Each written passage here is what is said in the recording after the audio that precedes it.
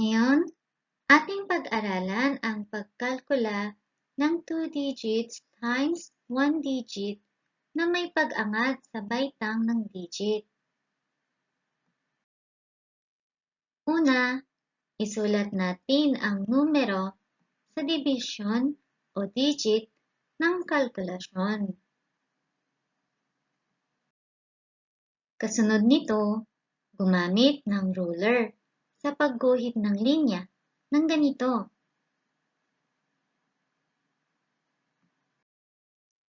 Susunod, tayo'y magkalkula.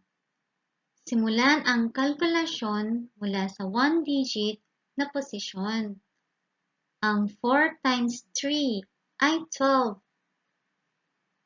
Isulong ang umangat na baitang na digit na 1 sa bandang kanang itaas ng posisyon ng 10 digit at isulat ito sa maliit na letra.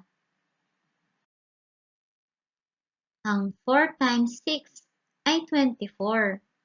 Idagdag ang 1 sa 24 kaya ito'y magiging 25.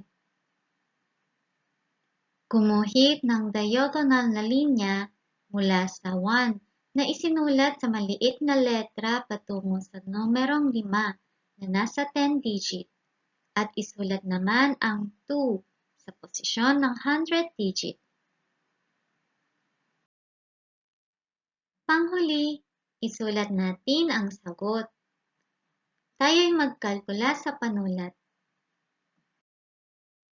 Tayo'y magsanay. Pindutin pansamantala ang pause icon. Ating unawain ang katanungan sa pagsasanay. Pindutin ang play icon kapag natapos sagutin ang katanungan at markahan natin ng bilog.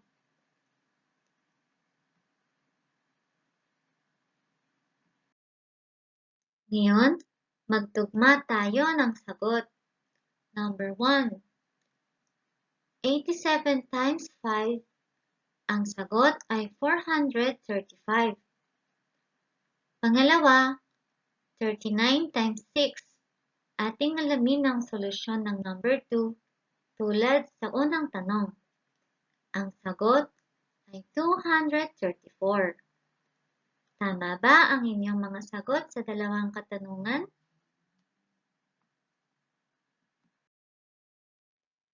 Panghuli, repasuhin natin ang inaral natin ngayon. Sa pagkalkula, i-align ang division o digit ng numero.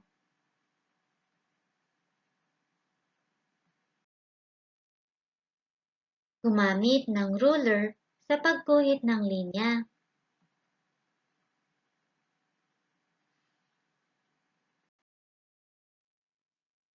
Simulan ang kalkulasyon mula sa 1 digit na posisyon. Isulong ang umangat na baitang na digit sa bandang kanang itaas ng posisyon ng 10 digit at isulat ito sa maliit na letra.